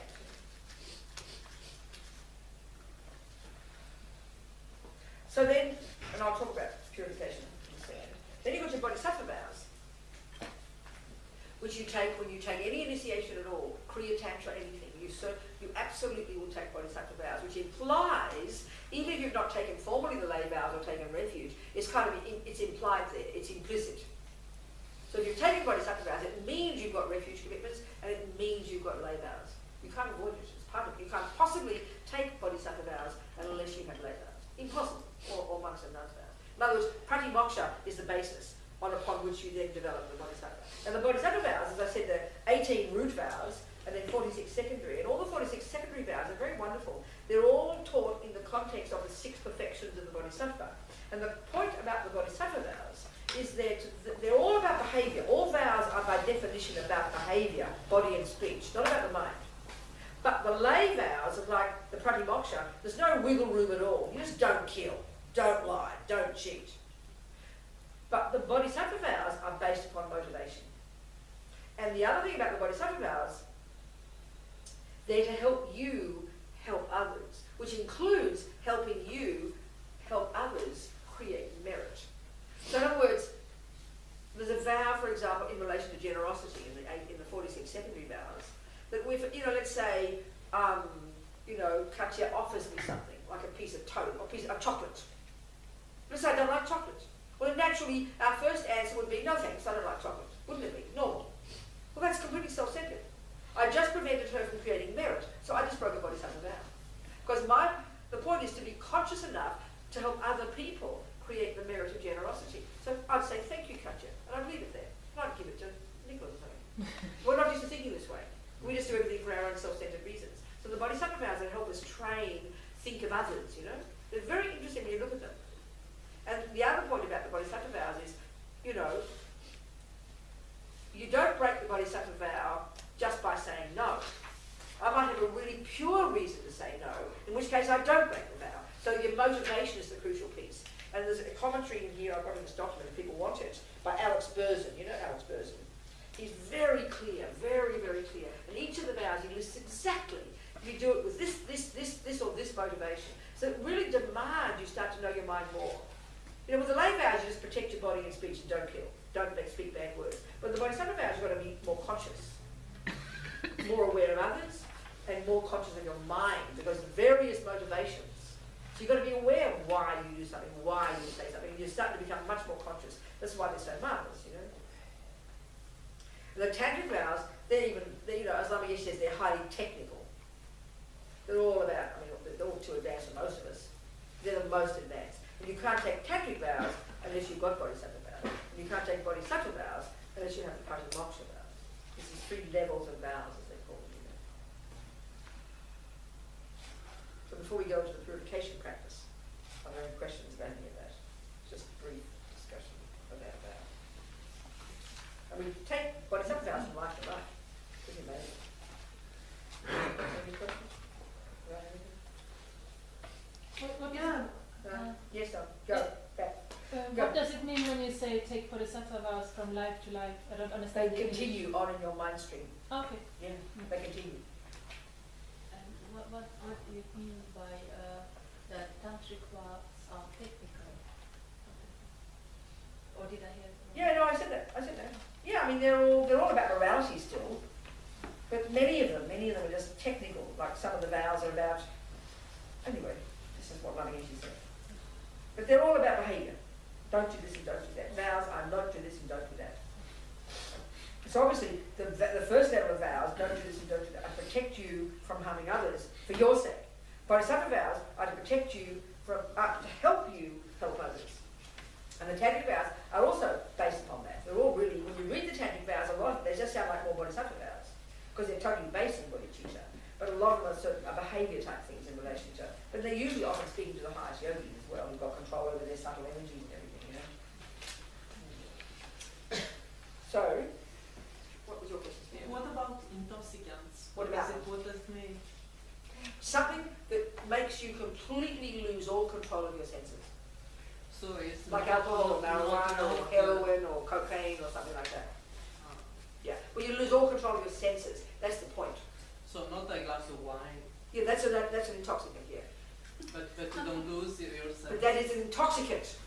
Yes. It's called, an intoxicant is something that if you had too much of it, it would, it would completely lose all sense. So the vow is don't to take any intoxicant. His Holiness the Dalai Lama, often when he gives to Western people in big groups, he always uses the precedent of one of his own root gurus, Ling Rinpoche. The story goes that Ling Rinpoche gave these vows to one old Tibetan fellow, and when the Tibetan fellow discovered he had a vow not to drink alcohol, he got really upset. Oh no, I can't give up my chum, he said. And then Ling Rinpoche said, that's all right, then don't get drunk.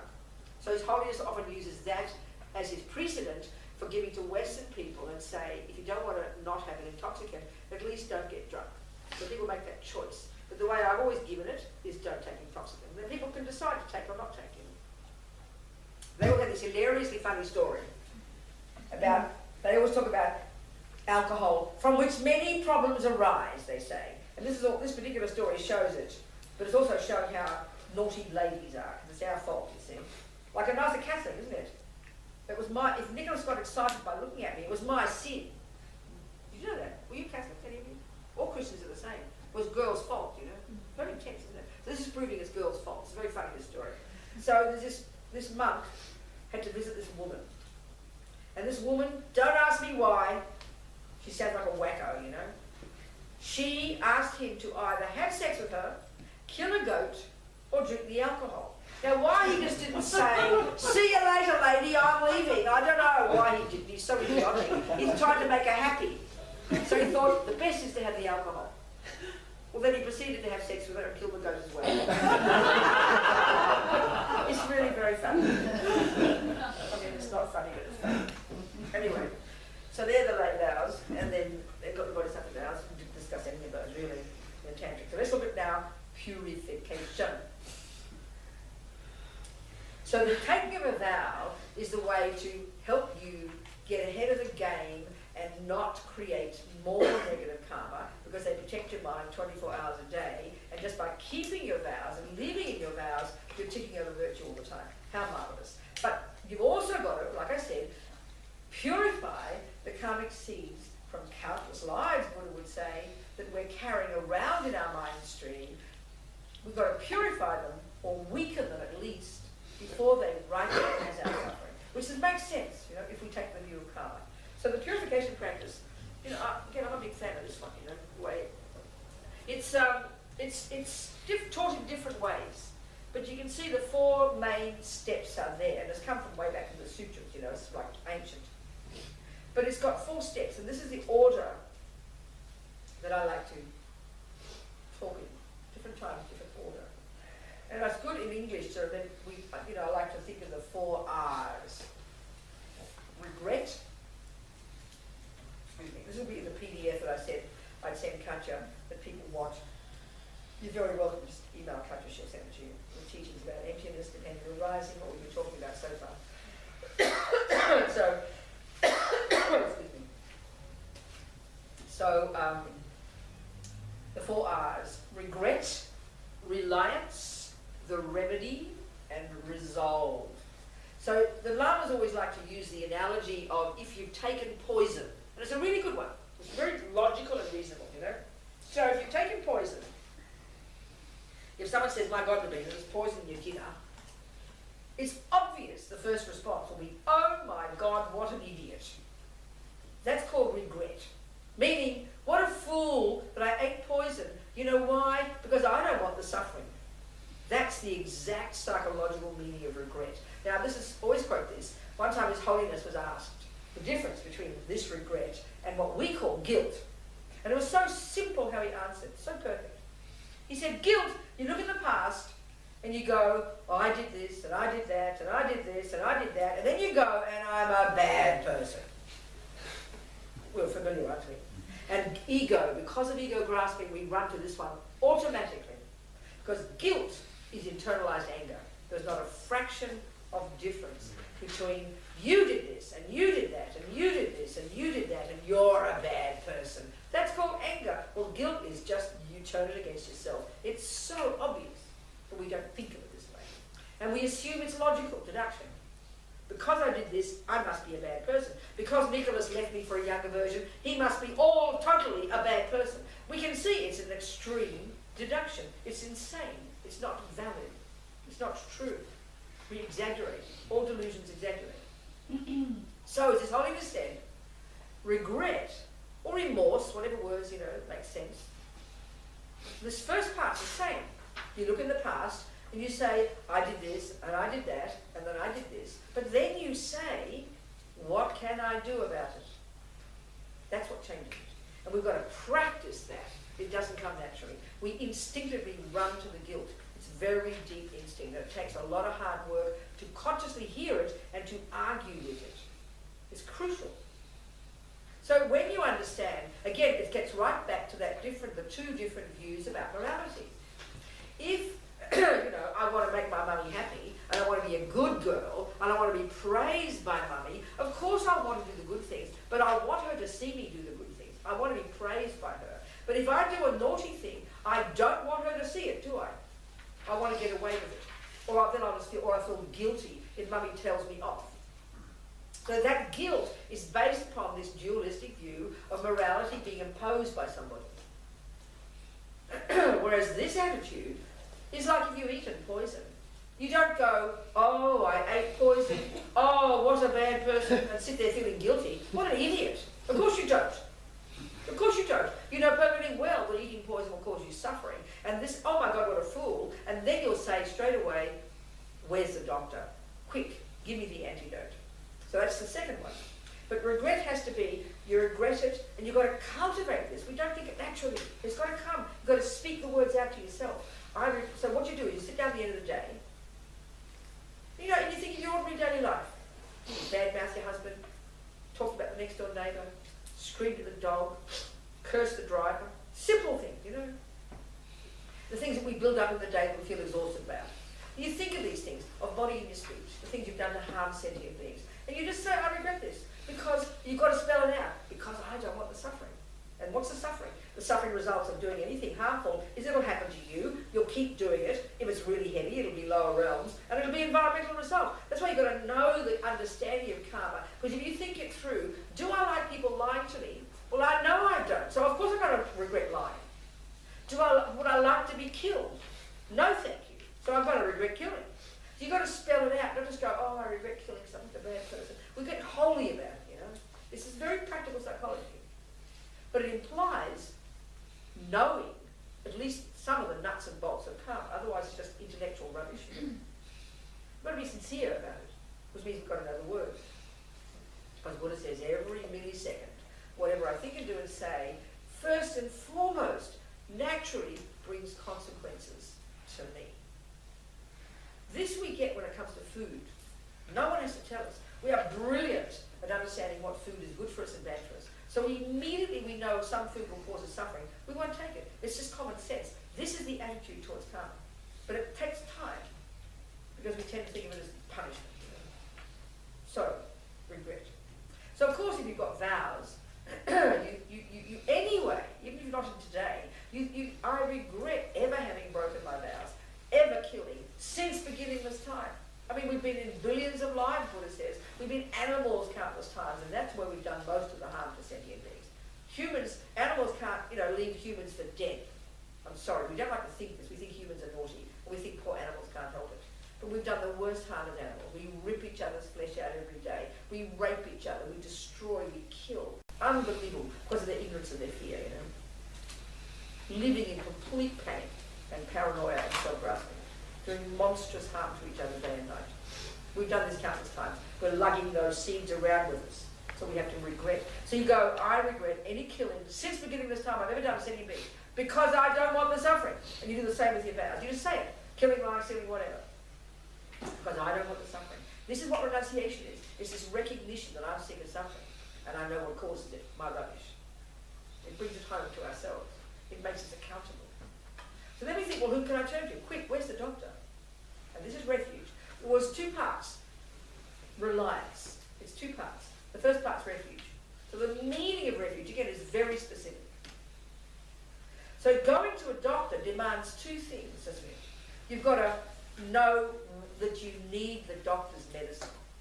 That's obvious. You don't go to a doctor just for social things, unless you want to find a husband or something, or a wife. You get my point? The only reason you go for a doctor is because you need their medicine. You either want to get better or you want to get preventative, you know? It's very obvious. That's the first thing. That's the first reason you take refuge, because you don't want to suffer. You've got to know that. And that often takes us time. But the other crucial one is you've got to have confidence in that doctor. And that will come from your research. So we've got to have confidence. The Buddha is a valid doctor. He's a valid person to rely upon. So the more you know you don't want suffering, the more you know you don't, that you want to get better, the more you're going to have confidence. The more you check on the Buddha, the more you'll take refuge in the Buddha. So refuge is a real feeling of relying on somebody and being happy to have a good doctor, you know. And so of course, if you have a Lama whom you see as the Buddha, that makes it very human, very personal. The second one of reliance is where they talk about compassion. And the Tibetans have a way of saying, we need suffering sentient beings. If you want to develop compassion, you need suffering sentient beings. If you never meet a suffering sentient being, how could you ever get compassion? So in this sense, we rely upon suffering sentient beings, that's the way they talk. So the second part is now you have compassion for others. The first one is like compassion for yourself. Regret. It's like that. And now you think of those you have harmed, and you have compassion for them. You regret for their sake. But you also, if you're brave enough, think of those who harmed you. And you have compassion for them, because they will suffer in the future.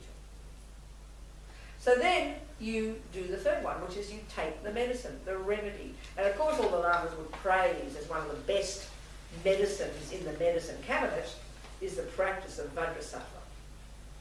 Okay? The mantra of Vajrasattva and the visualization. Traditionally, this, as we know, among the Tibetan Buddhists is one of the favourite practices. But you can put any practice in there. If you don't know that, you can say the Chen Raising mantra. If you don't know that, you can just think, just do anything as an antidote. It's called the antidote. So especially in your daily life, if you regret killing, you go and save lives. You regret lying, you try and tell the truth. That's an antidote.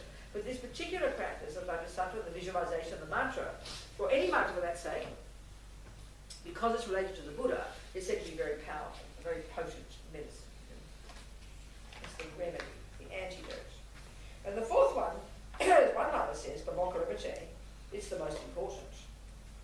It's the vow not, it's the determination not to break the vow again. Resolve, I will not kill again. You've taken the vow already, so you reiterate this. And if you reiterate your vows very strongly every day, you're just digging that groove deeper and deeper and deeper and deeper in your mind. Did I mention the little boy fisherman example, waking up in this life, who wished to fish? I didn't mention that? Mm-hmm. Okay, well there's two examples I always give about, this is very interesting to understand how karma ripens, I'll describe these. So this is showing the power of vows, or the lack of them. Okay. There's this friend of mine who's a little boy when he's about 3. She's a Buddhist and he's a Buddhist. Now, he's like 40 now. When he was about 3, she was taking the lice out of his head. And he was crying with compassion for the lice. Now, she hadn't taught him this. But he's going, Mommy, don't hurt them, it's their home, leave them alone. He was doing everything he could for her to stop hurting the lice. Now, that's kind of intense, isn't it? So we go, oh, he's special, he's an old soul. Well, no, we can deduce that he must have kept the vow not to kill in the past life. Not to mention practice compassion, because spontaneously, no thought to kill, not to mention that, but even compassion. So that's the result of practice in the past. He's like 40 now, and he's never killed a living thing. So how marvellous to wake up next life, okay? And that's why vow is so powerful. Whereas, this is the other one, and this is the tragedy of human suffering. There's another story. Another boy, little boy, son of a friend of mine. she came to Courtin, this was more than 20 years ago, Courtin Monastery in Kathmandu when I was there in the 90s, and she just heard a teaching at Lamazotas about karma. And she came to my room and she was in tears because she just said that she was just getting over the grief of her beautiful 29-year-old son, one of her 3 sons. He'd died scuba diving 5 years before. And he'd been a fisherman all his life, since a little boy. So this is the story. And this is how karma works. So it's such a good illustration, you know. There he was, a little boy, maybe 3, maybe 4, maybe 5, I can't remember. She said basically the moment he saw fishing, it was like instant recognition. It was like he fell in love with fishing. So what that immediately deduces, like the little boy who had compassion for the lice, the deduction there is he had the karmic imprint to kill. That means that he'd been in the lower realms in the past from killing. He'd finished that karma, but this is the point now. But because he hadn't purified the tendency to kill by vowing never to kill again, because he hadn't purified the experience similar to the cause of killing, that's why he died when he was 29, he died young. And he didn't have the environmental. Because, in other words, being in the lower realms, you just finished the main karma. But because you haven't changed the other, then the residual result of that killing is that in this life as a human, and this is the tragedy, you'll have the imprint to kill. Or you'll get killed, or die young, or get sick, or have environmental suffering. So if you look at all the suffering of humans on this earth, right? Humans have the suffering of being killed, being lied to, bad things happening to them, right? Every one of those is the experience similar to the cause of particular past negative actions. So if you die young, that means you've been in the lower realms, you didn't finish all the karma, you haven't purified the experience similar to the cause by regretting killing, so it'll happen to you. So the experience similar to the cause of all the negative actions, the people harming you in all kinds of ways, the tendency to keep killing or lying or stealing or raping or whatever it might be, and the environmental result, these are like the residual results from the main karma of being in the lower realms. So by having the vows, you purify and you stop doing, and you purify every day, you'll wake up next life fat and healthy and have no one harm you, no one lie to you, no one steal from you, money in the bank, and you'll live till you're 94. And like Warren Buffett, he's 87, you know that rich American businessman? He's 87, right? His daughter said, I've never seen water pass his lips.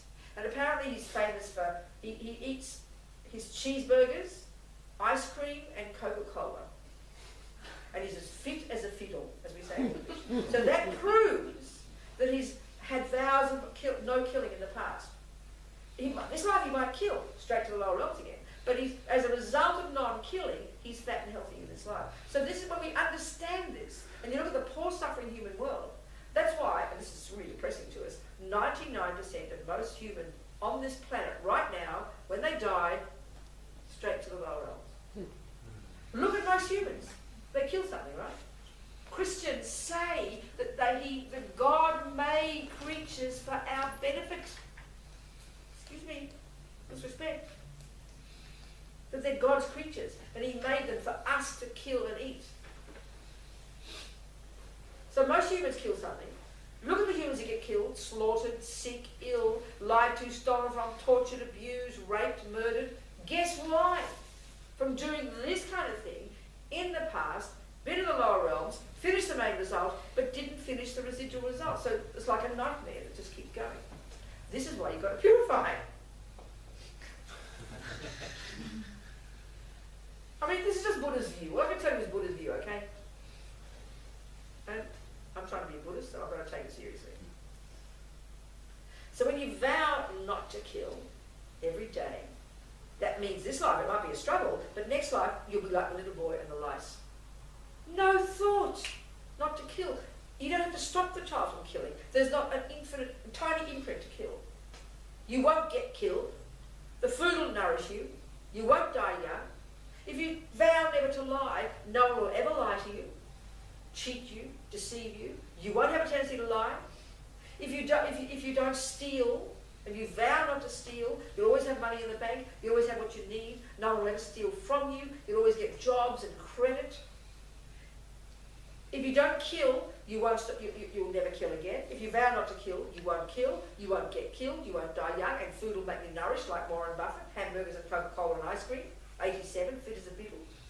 I mean, this is called, the environment will be beautiful and pure, the earth, the air and water will be sweet. This is the Buddha's view. We create this universe. So, given that our mind is endless, given we're going to have more lives, you might as well put it together right now and start sowing the right seeds. Is it not true? It's logical, you know. Buddha says, we're the boss here. We do it, we create our own lives. Don't wait for someone to judge you. We're all looking around for someone else to tell us what to do, because we're so used to being given permission, you know. We're like babies. Grow up, we're in charge. Yeah, we're using Buddha's explanation, but we've got to start doing it.